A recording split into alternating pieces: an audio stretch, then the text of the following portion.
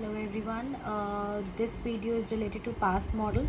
PASS model was developed by J.P. Das, Jack Negley and Kirby in the year 1994, and this model stands for planning, arousal attention, successive and simultaneous processes.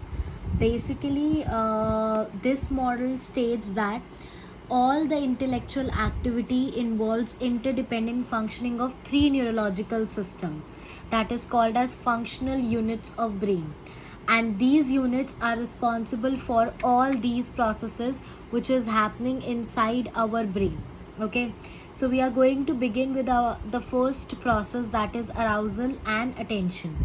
Basically, arousal is basic to any behavior as it helps us in attending to stimuli, okay, and it enables a person to process information. When we attain an optimal level of arousal, we focus on the real and relevant aspects of the problem. And if we pay too much or too little arousal, that would interfere with our attention basically.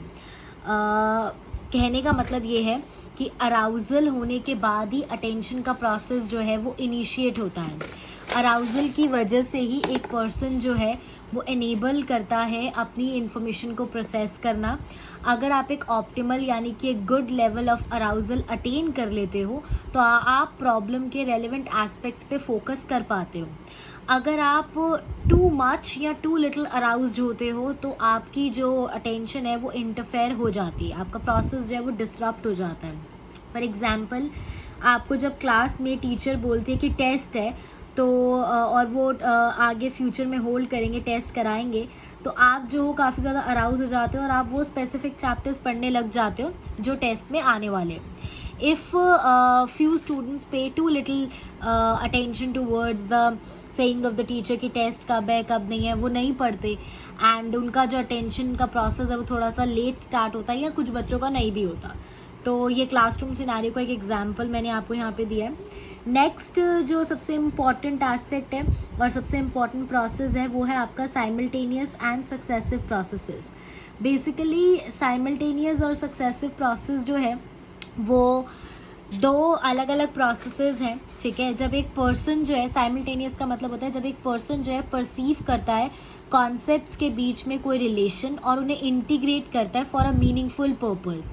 For example, there are two things A and B, और अब हम ए और B के बीच में अगर कोई relationship है तो उनको पढ़ते हैं, उनको समझते हैं, और जिस प्रोसेस में हम ऐसा करते हैं उस प्रोसेस को कहते हैं simultaneous processing. Basically this process helps you to grasp the meaning and the relationship between the two abstract figures or between any given abstract figure. Successive processing basically is when one remembers all the information serially. जब आप सब कुछ एक एक करके याद करते हो, सीरियली याद करते हो, और फिर आप जब एक चीज़ को याद आ जाती है आपको तो आपको दूसरी चीज़ भी याद आ जाती है. उस प्रोसेस को हम कहते हैं successive processing. Next and the essential feature of intelligence is planning.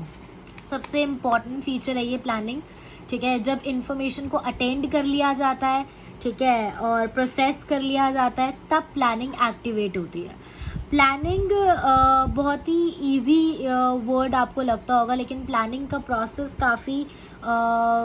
काफ़ी लंबा है, ठीक है. We think about the concept, we take an action regarding that, then we implement the course of action अपने टारगेट को अटेन करने के लिए, and then we do evaluation. फिर हम इवैल्यूएशन करते हैं कि जो हमने टारगेट सेट किया है, जो हमने इम्प्लीमेंट किए हैं एक्शंस, क्या वो सही हैं या नहीं है. एंड इस प्रोसेसेस को टेस्ट करने के लिए पास मॉडल के अकॉर्डिंग ये कोग्निटिव असेसमेंट सिस्टम जो है वो बनाया गया है. Cognitive assessment system is basically a battery of test which is conducted for the age group of 5 to 18 years, and this could be in the form of a verbal or non-verbal course of test. So that's it. Thank you.